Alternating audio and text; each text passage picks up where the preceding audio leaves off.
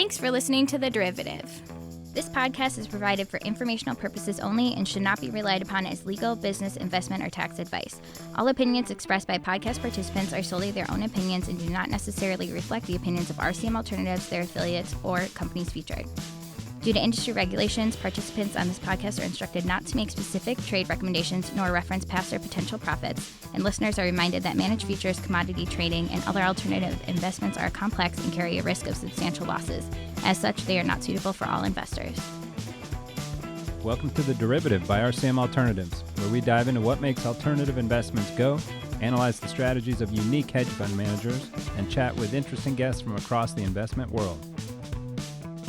You could argue at some point, there's been many cases of assets in financial markets recently that have a significant amount of government interference. Those assets can be very difficult to trade. When the government decides to turn off the spigot, you don't know when they're going to do that, and then right. And there can be a lot of things backfire. What I mean by this is, this is assets that are not trading at artificial levels, I would argue, relative to like credit. So that 0 to 5 year credit that everyone was trying to front run, you don't have that as much or at all in a lot of the non-agency space. And so these are really attractive yields. This is one of the only asset classes out there, maybe some of the international markets as well, that are still attractive and haven't nearly come close to their pre-March of this year, plateau.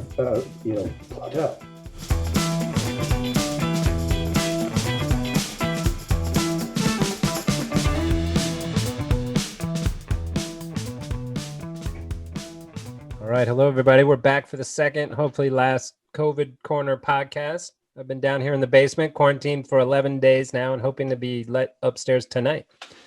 And so what am I going to get myself for quarantine exit present?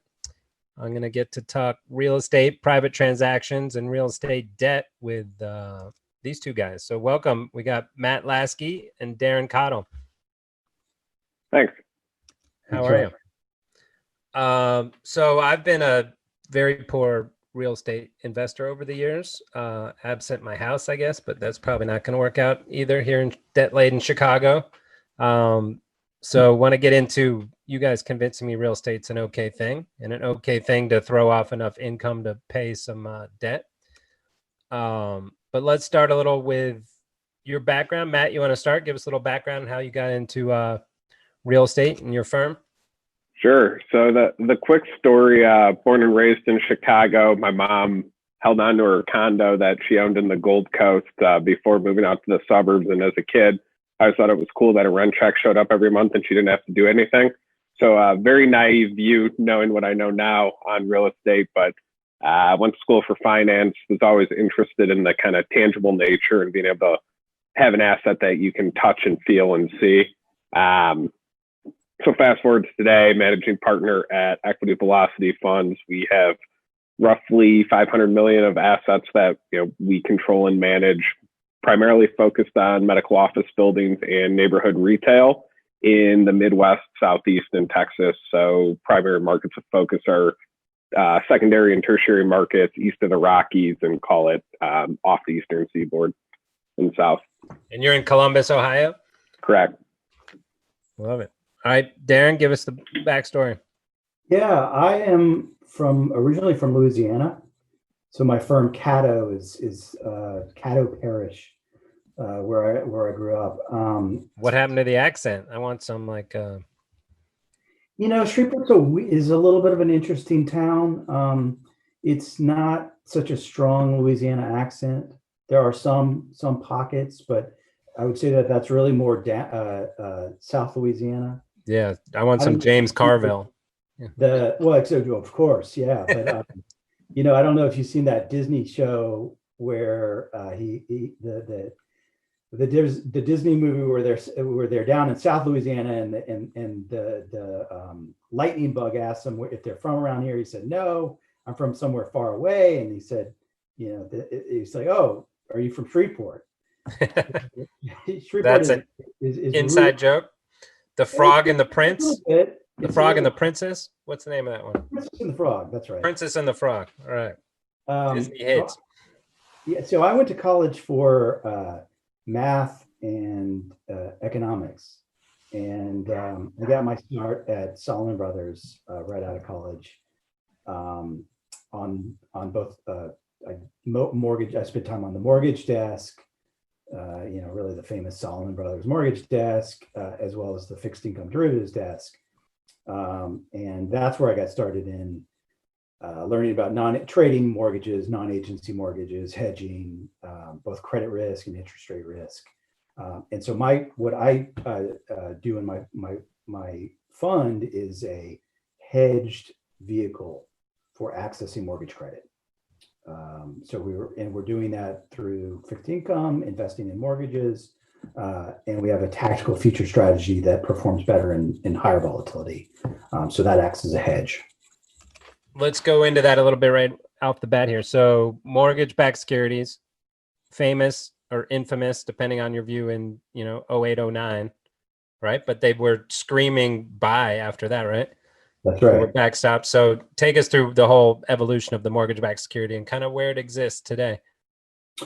Well, so it was one of the buys of the century post 08. Really attractive returns.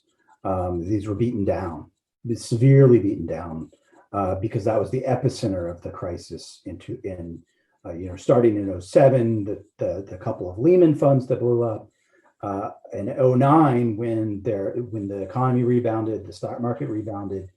These were incredible investments, at least at a minimum double-digit returns. Fast forward today, they're still we're still not back to the issuance that we saw pre-08. So where you look at other asset classes that have really regained their highs, their frothiness, and so forth, the non-agency mortgages, the private label mortgages, commercial mortgages, there are still a lot of finds out there that are good, attractive returns. But wasn't some of that issuance was fraudulent and right? Like some of it was so frothy, and so there was so much issuance because they were giving it to anyone who would sign their name, right? This is true, and we actually swung back in the opposite direction, where it was very difficult to get a loan. So people that were actually worthy credits were being denied the loans. So in the loan market, you're seeing a very attractive credit profile, and you also have a situation where you've got these legacy. Some part of our portfolio is legacy mortgages, pre-08 mortgages. And one of the interesting things about these is if they haven't paid off by now, then it doesn't make sense to refinance or anything. It doesn't make sense to refi, and they're so they have neither the convexity risk or much credit risk. So those are very attractive. But in general, we're seeing much better credit worthiness. Specifically, right now, what you saw is the Fed decided to back pretty much everything in the market except non-agency mortgages. So while you've had the stock market rebound strongly, you've had corporate credit become extremely frothy in my mind. Mortgages weren't backed. So if you're someone that likes an asset class that's free from government interference, this is one of them. So that's good and bad. Free from government interference because there's so much government interference. I'll put it this way: you could argue at some point, there's been many cases of assets in financial markets recently that have a significant amount of government interference. Those assets can be very difficult to trade. When the government decides to turn off the spigot, you don't know when they're going to do that, and then right. And there can be a lot of things backfire. What I mean by this is, this is assets that are not trading at artificial levels, I would argue, relative to like credit. So that 0 to 5 year credit that everyone was trying to front run, you don't have that as much or at all in a lot of the non-agency space, and so these are really attractive yields. This is one of the only asset classes out there maybe some of the international markets as well, that that are still attractive and haven't nearly come close to their pre-March of this year, kind of plateau. Yeah.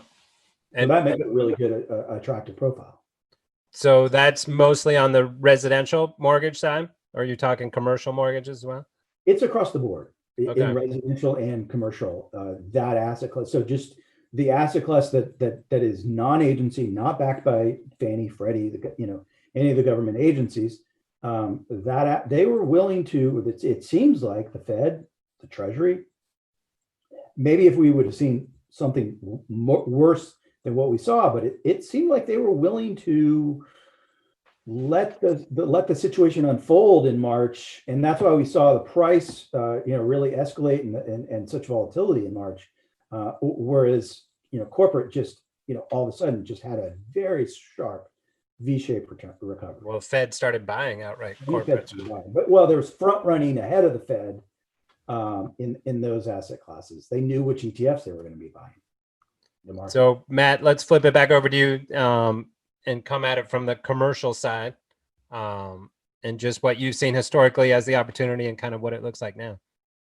Sure. So I think, a lot of going back to March, a lot of the people who were around in 08, 09 thought, they might have another buying opportunity, kind of, just assets thrown to the wayside without really much thought and for sellers. That definitely wasn't the case, mainly because of some of the stimulus maybe that would have been parallel in the public markets kind of helped its way into the private markets. I don't think we're through the woods yet, but if you look at like a lot of the industrial REITs, storage REITs, apartment REITs, basically everything but call it mall REITs and some of the neighborhood like retail REITs, their collection took a dip for maybe March and April, and a lot are as strong as they've been.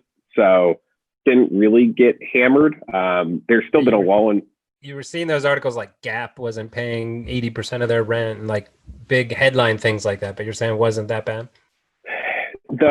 So I think we could probably go for an hour and a half on the nuance of retail. My thoughts are, in summary, malls are highly nuanced and we're over malled, and that's going to be a mall by mall conversation on what shakes out. But there's been a number of examples of Sears goes out, JCPenney goes out. They were paying a handful of dollars of rent because of legacy rent issues. And then, someone in San Francisco redevelops that and they're getting 25, 35 a foot, and real accretive kind of profit growth through the redevelopment. But, so there was, I think retail's got murkier waters ahead. I also don't think we're through the woods because of the amount of stimulus that was thrown at this. I don't know if a lot of the, call it non-public private operators who are tenants, have really kind of stabilized and set their path forward. You think like restaurants, gyms, things that weren't publicly traded, some of the service-oriented things. They've got stimulus money, but we've got maybe a wavering second lockdown, depending on what state you're in. There are second lockdowns. I don't think we're still in the early innings of the long-term kind of rent reset and asset price reset. There also haven't been a ton of transactions, but the ones that are really quality, call it asset trades fueled by cheap debt. So kind of the saving grace here is the spread between, where you can finance a commercial real estate asset and you're going in cap rate, which is basically, your net operating income divided by purchase price. So you're going in unlevered yield based on where you can borrow. Those spreads are still huge. So people are getting 200, 300, 400 basis point spreads with rated credit. People whose creditworthiness in the bond proxy is, investment grade quality, and they're, financing that at 3 to 3.5% debt, or, some of the multifamily guys are borrowing sub 3. They're probably and these are like the big operators or big real estate developers can borrow for next to nothing. And then they're still going to get a cap rate that's above that. So they're still okay. Yep. And there's real positive carry. And then, the flip side of that is if you think there's inflation on the horizon. Those are all inputs that have to go back into real estate to build them. So, there is a little bit of a peg to inflation, the underlying asset value. And so people like to go in and yield in a relatively low yield world, and it's got positive carry if you can buy right. But to me, that doesn't mesh with like what you see and hear on the news, right? Of like, hey, there's 30 million unemployed. There's people aren't going to go back to the office in the same way, right? So you might not be talking about office space, but what are your thoughts on the lasting effects of the pandemic? Like, even if we come back, there's not lockdowns. Is there going to be lasting effects on where we've come from? Yeah, I think absolutely. And, the Chicagos of the world, the New Yorks of the world, right?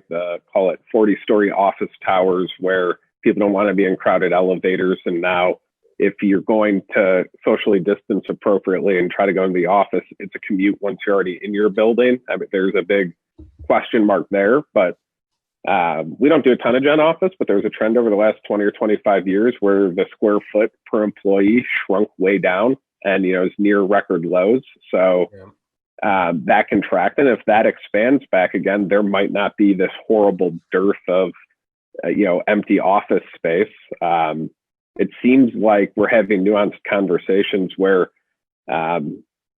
remote works great, except the people in leadership don't always feel that way. And it's tough to build culture. No one has really gone through a recruiting cycle yet in the COVID world. So people have onboarded new employees in this digital world, but we still haven't seen results. It happened in March. And so we're, 8 months past, but no one has a full year of fiscal performance to see how their company operates in a kind of remote and distributed world. And, the most famous, maybe anti-example to work from home was when Yahoo went fully remote and then called everybody back in, 12 to 18 months. And I think the answer is going to be in between. I mean, they also had a dying product at the time, right? They did. That doesn't help.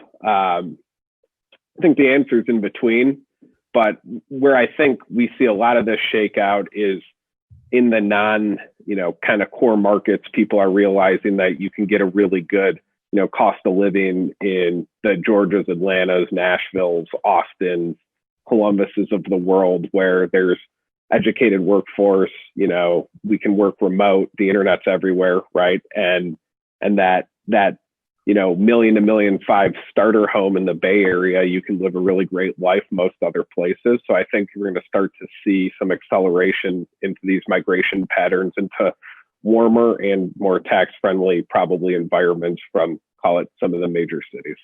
Don't you think that kind of will self-correct? But it might be a 50-year self-correction, right? But if like Nashville traffic gets so bad that it can't support itself anymore, they've got to do something. They've got to raise taxes to build new roads or whatever. So it seems to me that long term that self-corrects, but who knows? You have Rust Belt towns that have never come back, right? So, no, that's true. And I also think that we as Americans aren't really good at looking 5 to 10 years in front of us. So it's like Nashville's great today or Austin's great today, not thinking that hundreds of thousands of other people think that too, and that the traffic 5 years from now won't be what it is today. I don't. It's bad. I have friends there. They're like, get these Chicago, and there are a lot of Chicago people. They're like, tell your people to stop moving here. It takes me 40 minutes to get down the street now. Yeah. And so Darren, how do you view the mortgage side of it? Like, you're making an implicit bet, right? That you think these people are going to be able to continue to pay off their mortgage en masse, or what does that look like? There has to be at some percentage. Does the whole mortgage back separate into tranches still and all that? That's right. Well, but so I think what the conversation that you and Matt were just having really does, it really does show the bifurcated outcomes, if you will, and really why I think that you need a prudent approach, because I think that there's the base case here where I think that the real estate is probably one of the best rebound plays. We have a vaccine that's widely adopted and accepted by, call it June, July, August, some time frame. It was certainly by fall of next year. The market is not going to, it shouldn't be something that discounts only 1-2 months in advance. It's going to be looking a year out.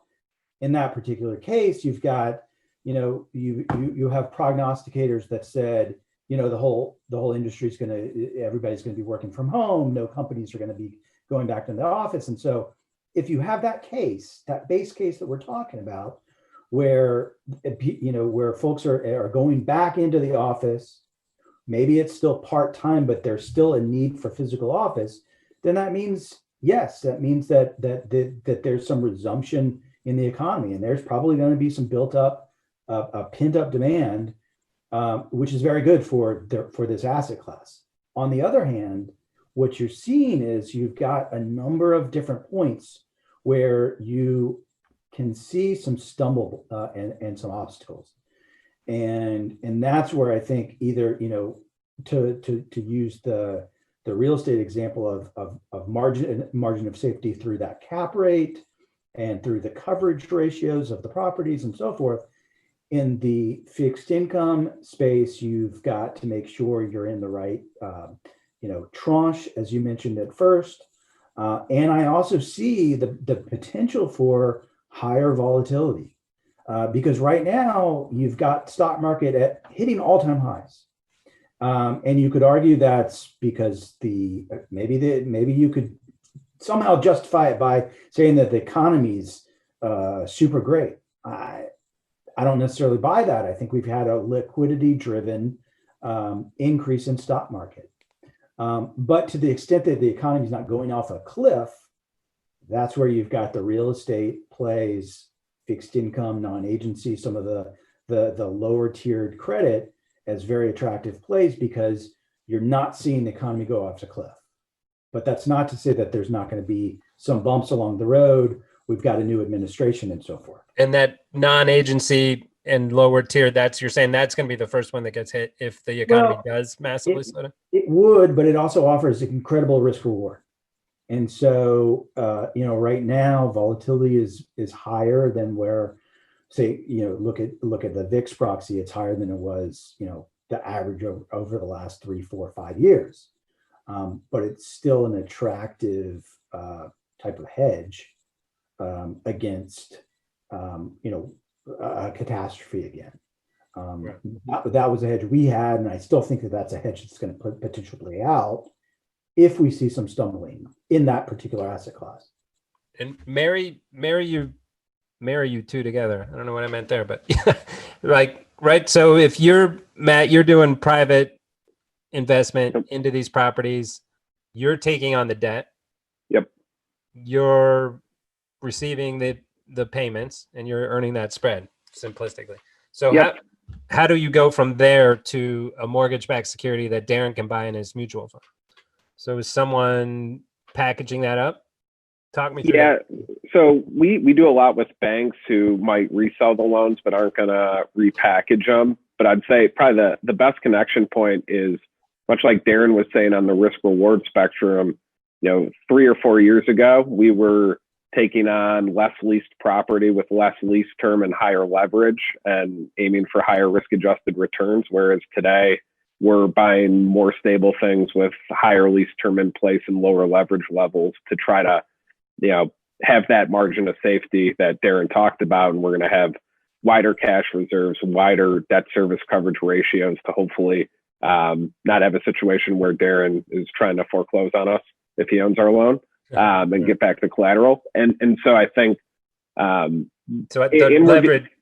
Sorry, real quick. I think leverage was the piece I'm missing. So you could take your $500 million and go invest it and buy these properties, but then you don't have the leverage. So better to take your capital to the bank, get leverage, then buy the properties, and then that leverage they're providing you as a loan that it's getting packaged. So historically, when we were buying assets, call it 5 to 10 years ago, certainly coming out of 08, 09, to the extent we could get it, we were going 75% leverage. So for every $1 of equity we put to work, we take on $3 of debt. Today, that's more like 1 to 2. And so we're, we've taken down that leverage based on where we think we may be headed in the economic cycle. And is that self-imposed or is that bank imposed or a little bit of both? Mostly self-imposed, a little bit of bank imposed, but it's really that we're trying to lock in that yield for as long as we can. So it's because of what the 10-year treasury's done and LIBOR. And so real estate is this weird industry where we're still pegging things to LIBOR, even though we know it's going away. And because that, is in the tubes, we're trying to lock in fixed rate debt for as long as we can. And sometimes the trade-off there is more conservative leverage levels to the bank, but it also makes us feel good too. And we've managed kind of our equity return side with, we'd rather tamper back the returns and not try to take that extra, 2% annualized return for debt maturity or debt service coverage risk. So, and Jeff, I mean, from my perspective, this is music to my ears, because it makes so I'm, if you will, I'm not taking specific credit to Matt, but we could set that up. We could do a little side pod where we're but see, that makes it that's better for me, and that's better for this industry to hear that people are approaching it that way. Whereas, I mean, I would rather bet on Matt than I would the spec investors who are propping up NASDAQ stocks on Robinhood. I mean, and that's really the choice that you've got, and why this space looks so attractive. Right. But to me, that's an interesting point, because it's like you're betting on real economy versus like what we see on CNBC economy, right? Of Tesla and everyone going to the moon. Like, this is actual real businesses renting real properties and paying real money, right? I mean, I think to some extent, it's justified that this market still hasn't reached new highs, and it's still below the February, because I mean, there's no two ways about it. We've seen some creative, maybe not even creative, destruction in this economy, just destruction in this economy because of the virus and the pandemic and the steps we needed to take. But to the extent that there's a vaccine and this ripples through the economy, you're going to see an improvement in the real economy, which is going to pay dividends to, hopefully my investments and Matt's investments.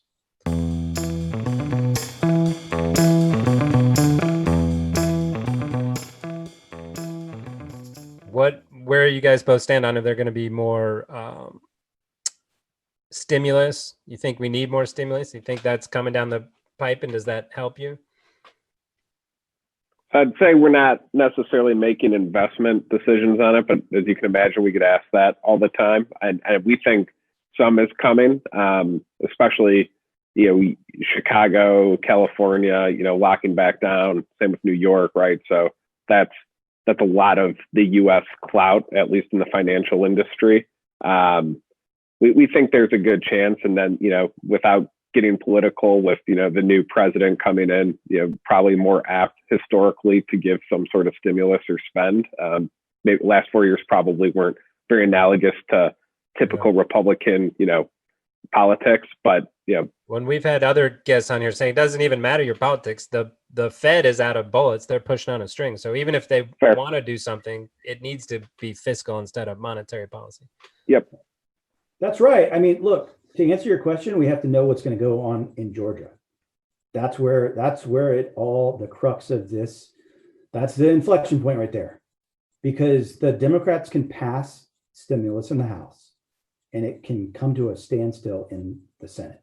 Yep. And I would say that in a divided government, Senate versus presidency, or versus the executive branch, neither side wants to give.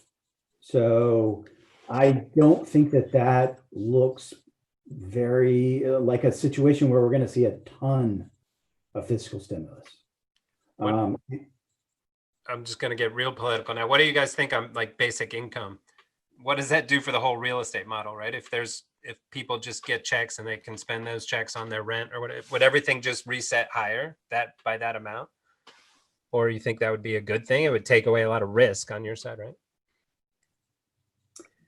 So we only dabble in like multifamily, and I have some like personal allocations there to people who do it far better than I do. I think,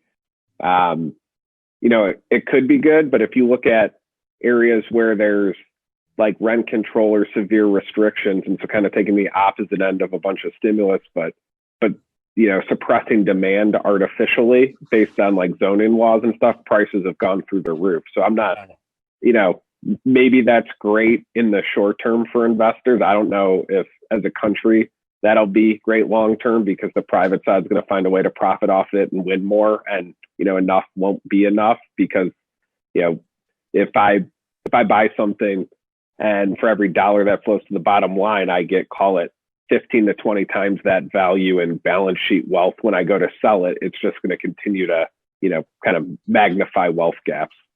Yeah. What interesting to me on it is, right, if you just think of like Apple and Amazon, right, like for their stocks to keep going up at some point, everyone's got to keep buying the stuff. If they don't have enough money to buy the stuff, give them more money to buy the stuff so your stock can go higher. So like you feel like everyone could get on board with it at some point just to make stocks go higher. I think you're talking about something. So universal basic income. Yeah. In my mind, you're talking really about jump the shark. We'll pull it back after this. You could, that could potentially be inflationary. Yeah. I mean, there's not much out there that looks inflationary. I mean, even if the Fed is going to run hot, which they've basically telegraphed that they're going to, and you've got Yellen in the Treasury, who is also very dovish.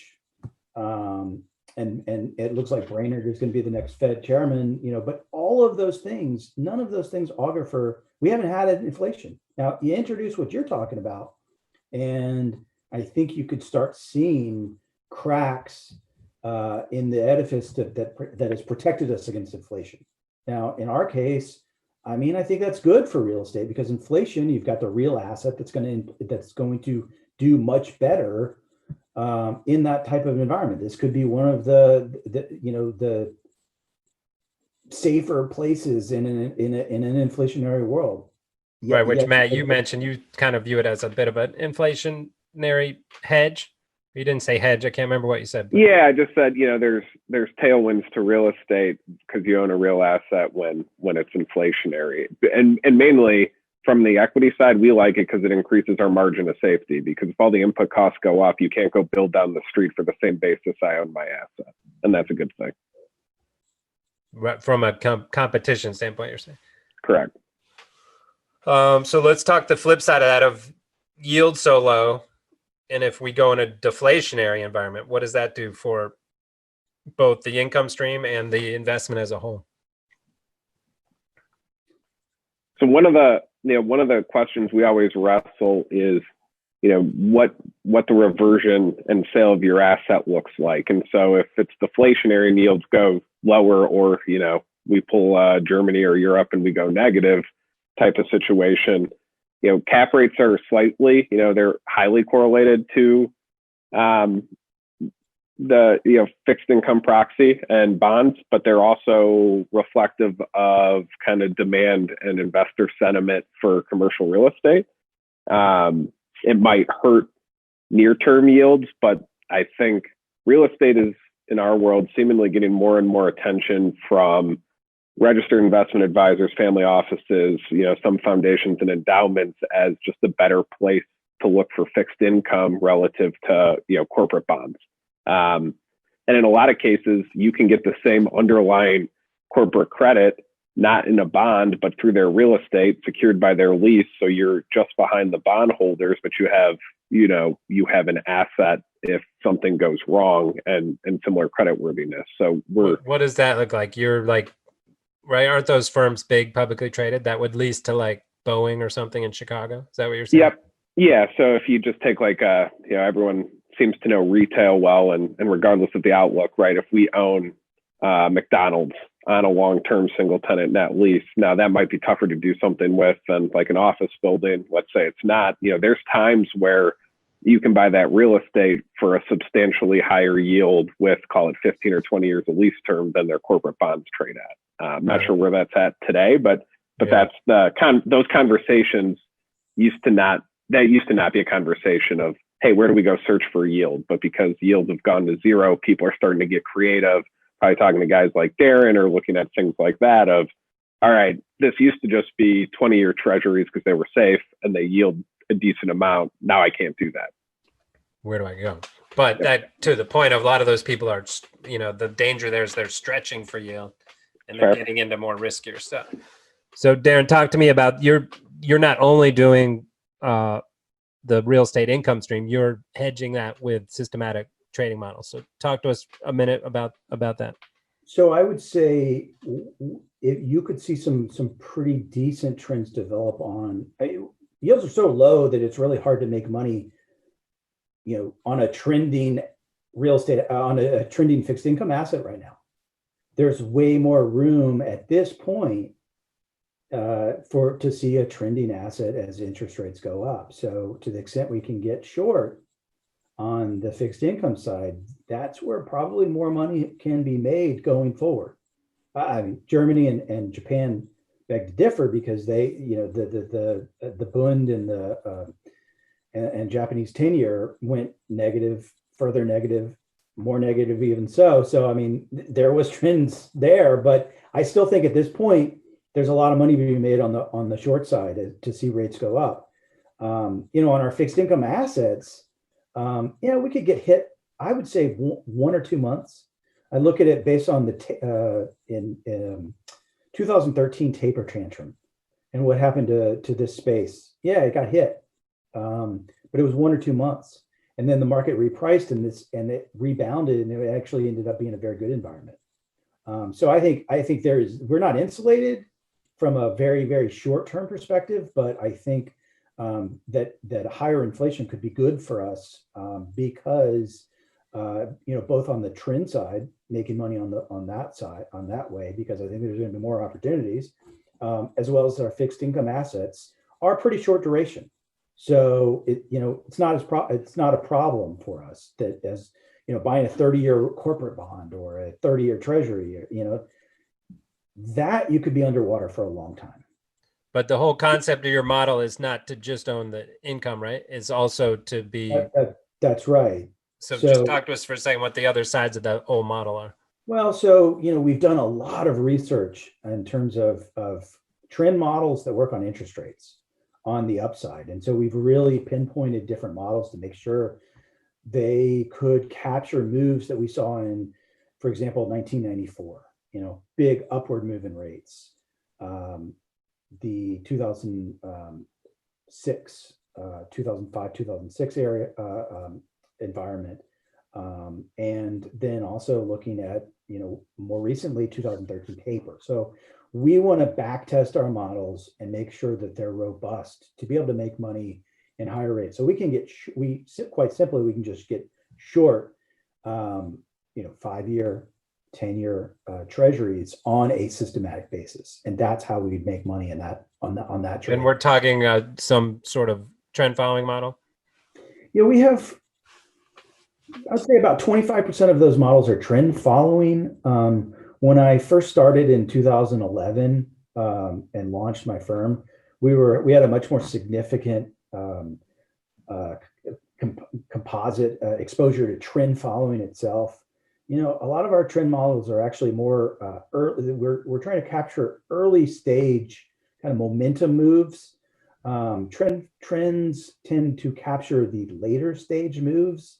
If they happen, there haven't been any later stage moves. Well, there have, but then they've reversed before trend following could lock in those gains. So we've got a number of different models that try to look at are shorter term than the longer term trend models of the 70s and 80s. Put it that way. Got it. And I was just thinking, when we're talking negative rates, like Germany, or no one's had negative mortgages, have they? It's not a thing. They don't pay you to buy a house. I think there might have been some shenanigans in the Netherlands. Yeah. Where but they didn't technically pay you, but they abated you.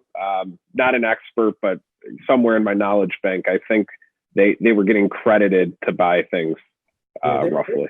There were some interesting things going on in the Nordic countries, and have seen some kind of weird. Right. So that blows up the whole model, right? Like if you have to pay people instead of them paying you the income stream, how does that work? I don't think just given the where we are, so we're not so where it's gone negative has been in that would be the equivalent to our U.S. agency space. So, that would be government, so situations where there was very little credit risk. Our sectors have enough credit risk where rates would have to go severely negative for our rates to see, for the assets that we're investing to see negative. I don't ever want to say never, but I don't see it at all feasible, and it's not something I think about because I don't see it in the cards. Matt, how about you? Any pretzel brain there? You can unwrap that. No, I don't have a strong opinion. I don't think that'll change kind of our normal course of business. I mean, if we're getting paid to borrow, I think we try to borrow more. I don't foresee that being the case. But that's usually tied to residential housing, and as Darren said, the agency side. So with us being primarily commercially focused, I don't. That would be even more mind blowing if that pops up than call it a German boon going negative to me. Right.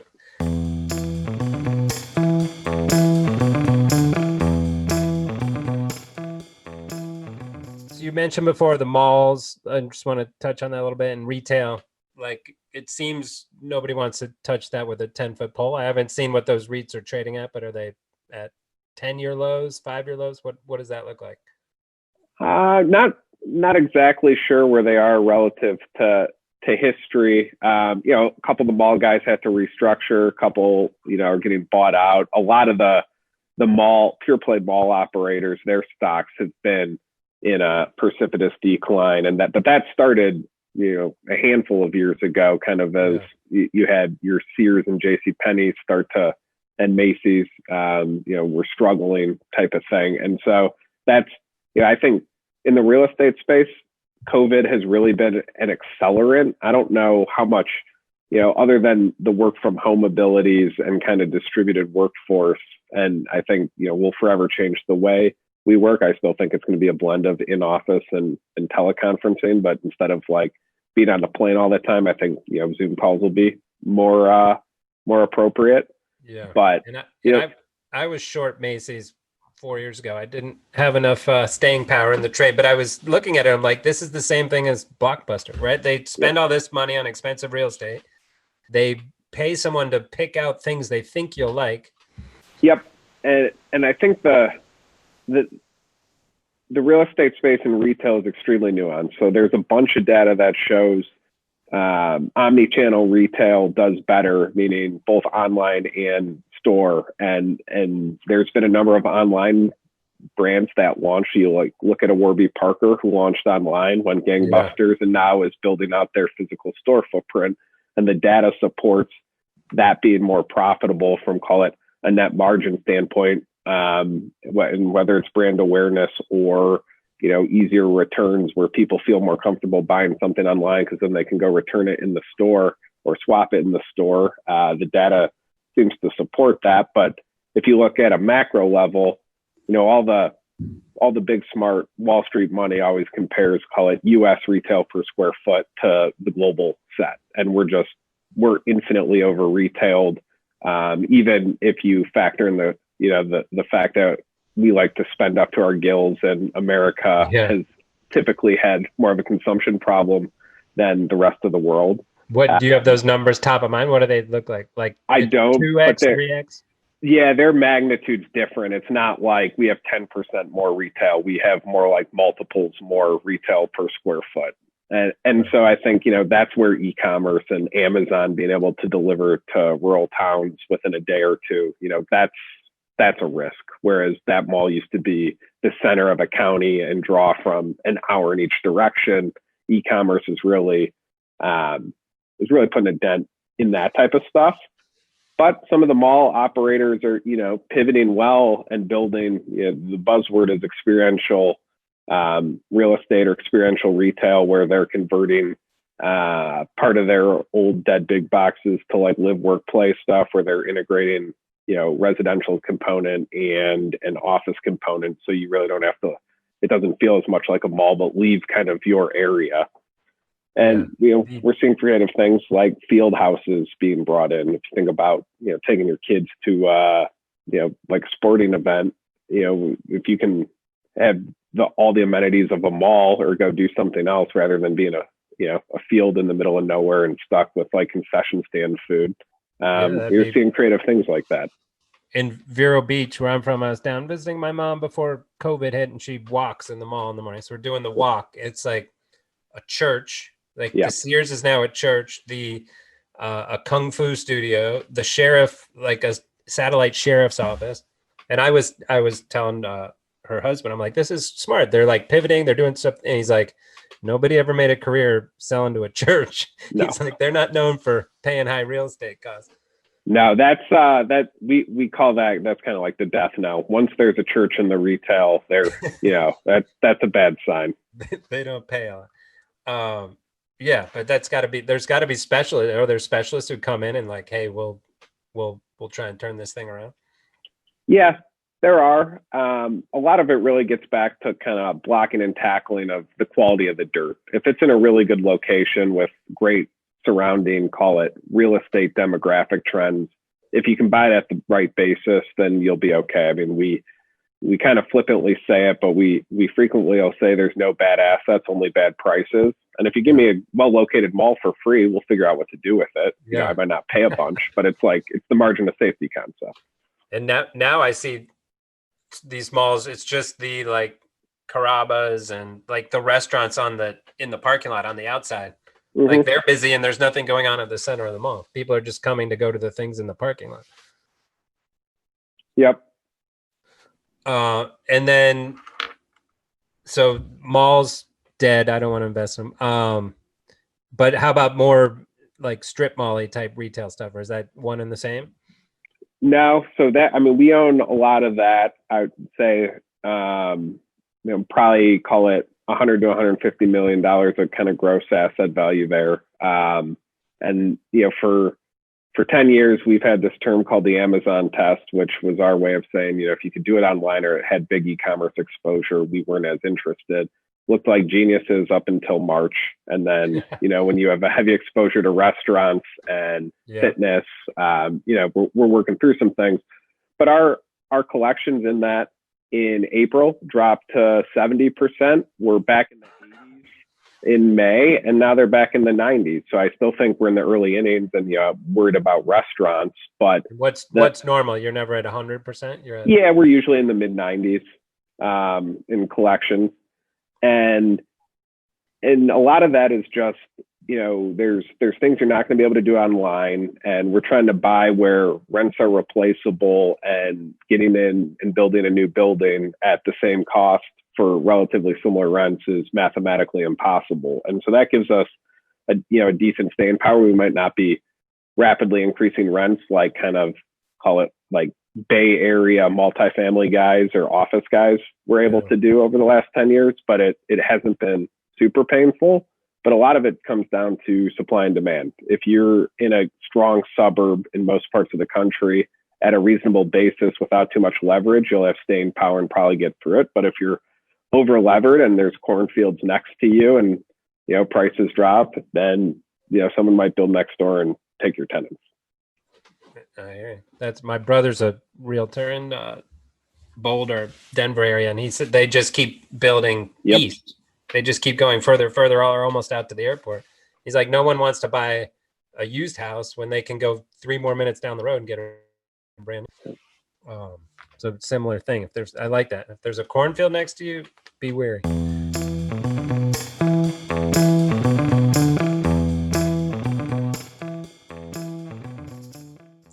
Darren, you got any other words of wisdom? Tell us quickly about your. So there's the model to protect on the rates going up, but you also have a volatility piece, right? Right. Tell us quickly about that. And then, Matt, I want to ask you you do some investment stuff on the side. Sure. Well, that was really our saving grace in March is so we have so part of my background is I was a volatility trader. Started off in fixed income and then led to equity volatility trading. So we have a model that is dictating our positioning in VIX futures. And that's been a painful long, even tactically a painful long. We've lost money in and out of that. It costs us about 85 bips a year. This year it made us 17%. And so really saved us. That's a lot of 85 bips a year you can make up for with that. Well, yeah, I mean that, and we wouldn't do it if we didn't expect or hope for that kind of return on these particular occasions. But keep in mind, it's been since really 2011, I would say, since there was a really large, significant vol blow up. But we expect that to be a hedge to us because we think that, for the longest time, vol was so attractively priced. And if we could tactically get in there, which our model was dictating, then we'd be able to make money. And then we actually we had gone flat in our fixed income portfolio toward the end of March, stepped back in April, but in the meantime, what we had done was gone to just agency mortgage credit, or agency mortgages, and we started to, this was really in the beginning stages of where we saw some sort of rebound. We had put a spread on in VIX, so we were short the front and long the second and third VIX contracts, and that gave us a bit of a roll down return. So if vol stabilized, so what was going on is the vol curve, the front end was way higher than the back end, and so we were playing that. That was the first thing that was going to stabilize before assets started to really rocket up. And so, at the end of the day, that was the play we made from at that point, because we felt that was the most conservative. It was also, dictated by our systematic model. Right. It seems like most retail or most normal investors don't consider that they need to hedge their fixed income component, right? Like you get institutional investors are buying credit default swaps and doing all sorts of fancy stuff, but a normal investor doesn't really think of that. I guess what I would think of, what I would say is, in this world, you could either just go buy something to yield. I would rather buy something that's yielding 15, 16, 17% and hedge it than to buy something in the fixed income space that's yielding 3, 4, 5%. Which seems like it's even hard to get 3, 4, 5% these days, right? Or sometimes 2. And so we do want to go down down the credit spectrum and hedge. That's where I believe the risk reward is, but it's necessary to put those hedges on. Now, at part of our model, what our model is saying is vol got so high in March that vol no longer was a hedge. Yeah, it was approaching 70, which was where it was in 2008. And so what our model tells us to do is to flatten both, because we need to feel comfortable that we can go buy an asset and hedge an asset. And with vol at 70, there's no hedge. Right. It could go to 120, but how much lower the bond's going to go? Yeah, and so it actually, we felt really good about that tactical move dictated by our model again, because what happened was for a bit, vol was coming down and asset prices were declining, and that's really that's kind of what we expect, what we had built into our model to do that. But back right now again, I think we're starting to see assets that look good and vol's attractively priced, and so we would go back. Right now we're flat hedges on vol, but we're very close to going back into our vol hedges. And Matt, how do you guys view that from a corporate standpoint of hedging the risk, or it's just lowering the risk going in is how you hedge? Yeah, we're different on the personal level, but on the professional level, it's we play the role of commercial real estate, and a lot of our clients who are family offices or RIAs, it's up to them to have a global view of the portfolio and hedge accordingly, or construct the portfolio in a way that we're delivering what we said, which is kind of pure play private equity, commercial real estate, and then that's the bucket that's in, and any hedge is, part of their tactical asset allocation. Do you feel they make the mistake sometimes, you don't have to name names, of like thinking that this is a diversifier, the real estate I piece? think, a lot of times correlations go to one, and people tend to forget that very quickly. We benefit from it, but it's nice not, in March, it was great not looking at a personal P&L and seeing assets mark to market daily, but that doesn't mean there's not volatility. And I would say that's the more common mistake in either, call it middle market company, private equity, or commercial real estate private equity, is that we're updating assets, valuations annually. That doesn't mean they don't change every day. It just means you don't have to look at them every day. So what you're saying that benefits you, just the fact that you don't have to update it every day? Yeah, and I think behaviorally it's nice, right? It's intuitively that they're changing, but I don't get to refresh my trading screen and see a live look at my P&L. Yeah, I've joked around on Twitter, I should have gone into private equity. You get to market to what you want. Manage futures world, we're marking to market every day. Yep. Getting calls. So then on a personal level, how do you view that?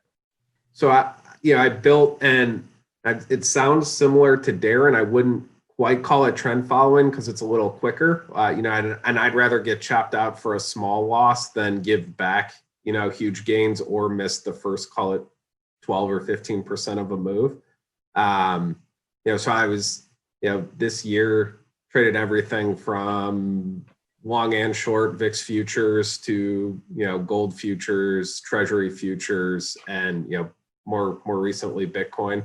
Don't want to sound the internet alarm on it, but I like assets with volatility because my whole, I'm trying to quantify human emotion and trade it systematically. And so I think, Bitcoin, no matter what side you're on, there's a lot of emotion there. And I feel like you can see it in a trading model. And so I'm interested in that. But funny, like the Chicago prop firms, right, that trade their own money, I feel like they just created Bitcoin in a lab, right? They're like, what can we do? We need something that's digital that we can trade back and forth with one another and basically have a contest of who's smarter, who can make more money. All right, Bitcoin, done. It's a trader's dream. And right now you got, the one institutional custodian really in GBTC trading at like a 25% premium to net asset value.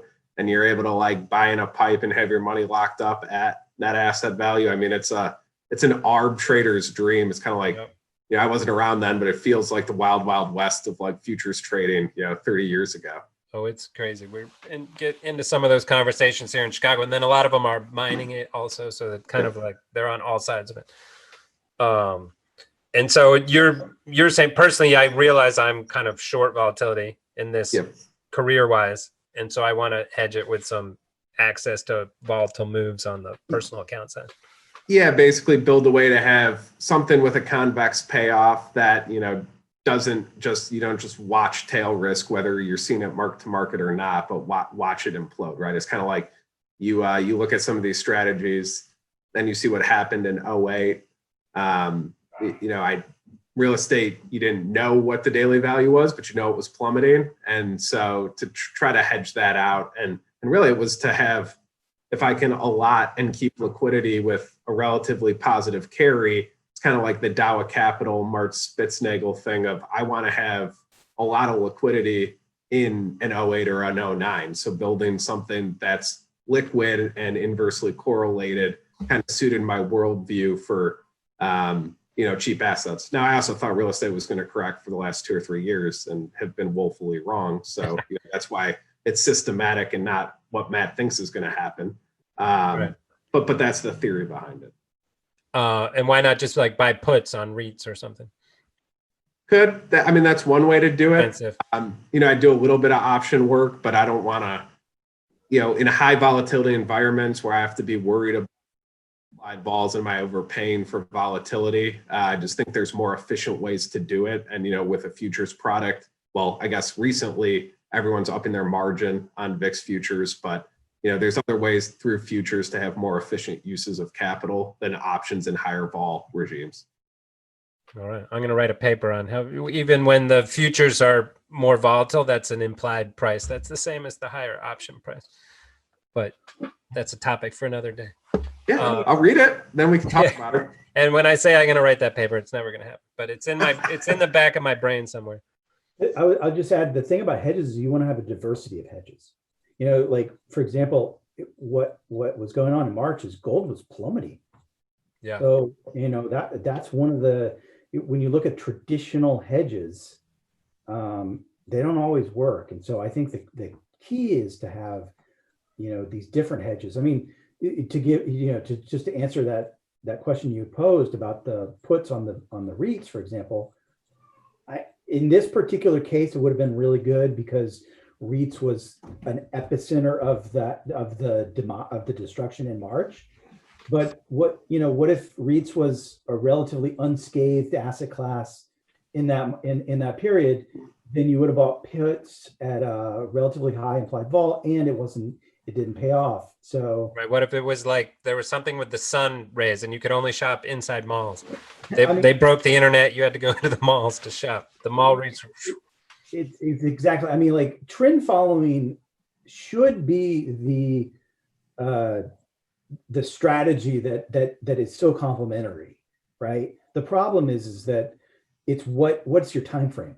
Right, especially if it's an extended big blowout move that's going to be like bankrupt you as a real estate investor, right? Like if it's a month of pain or even 3-6 months, so be it. But if it's that's why you want to have the VIX, 2-3 year blowout, the VIX can really pop a lot quicker. That's why we do the VIX plus trend following because each has its own purpose. But in this particular case, the trend following it made some money, but not that much. Certainly not enough to compensate. That's why the VIX was there. Yeah, I would, doing and echoing on that, like looking throughout long-term history, right? If you look at like gold or 20-year treasuries as a hedge or diversifier, those correlations have changed dramatically over the last 100 years and don't always hold up, to Darren's point, as a hedge, depending on the environment. So, I think the only way to not get your face ripped off is some sort of, trend following type mentality on maybe multiple diversified and uncorrelated asset classes. Right. A systematic approach, to be sure. Yep. So if you're just throwing dice out there right of like, oh my God, March, I'm gonna hedge now, you're gonna be too late.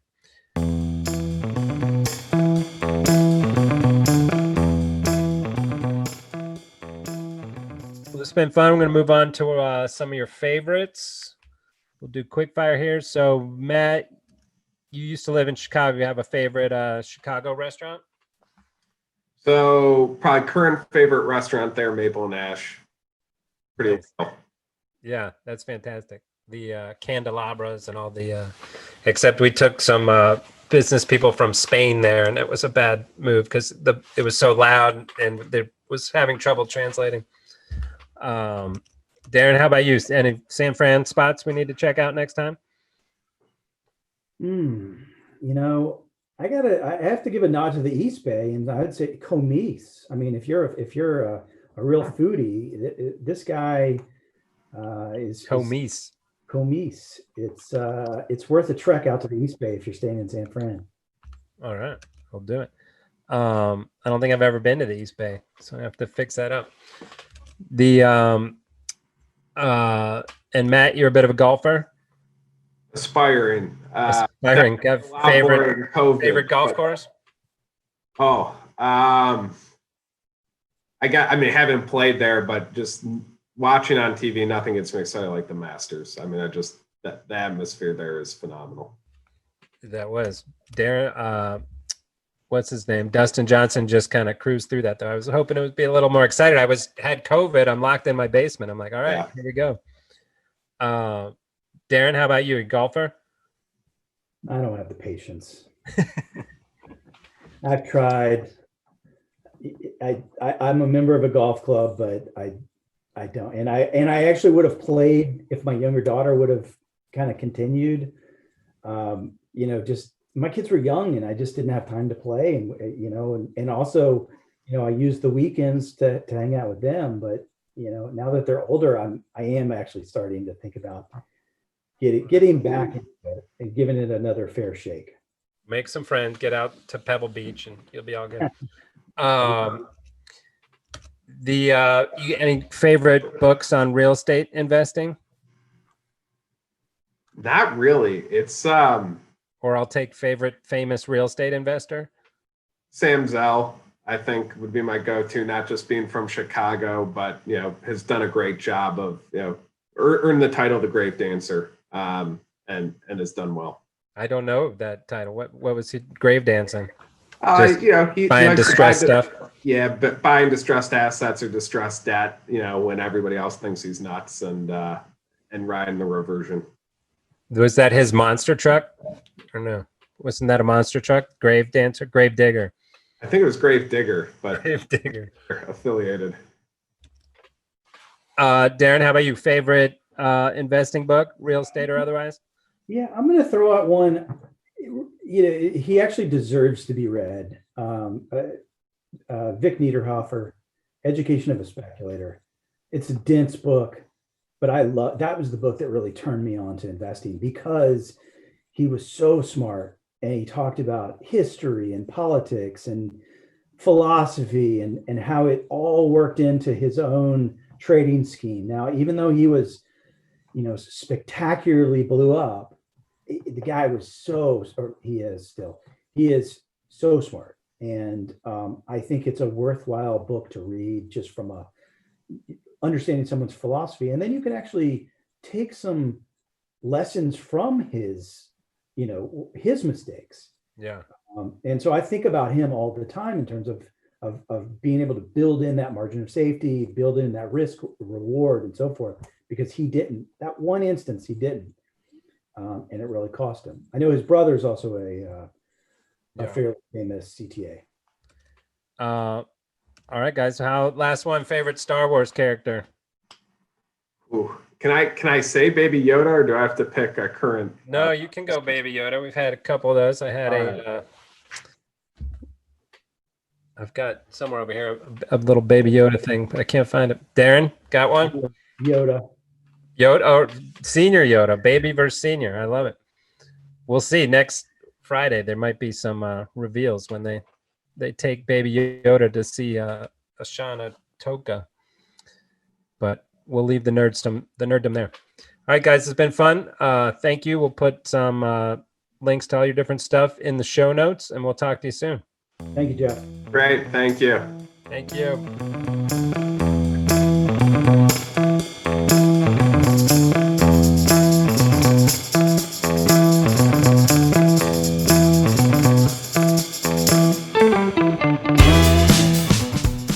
You've been listening to The Derivative. Links from this episode will be in the episode description of this channel. Follow us on Twitter at RCMAlts and visit our website to read our blog or subscribe to our newsletter at rcmalts.com. If you liked our show, introduce a friend and show them how to subscribe. And be sure to leave comments. We'd love to hear from you.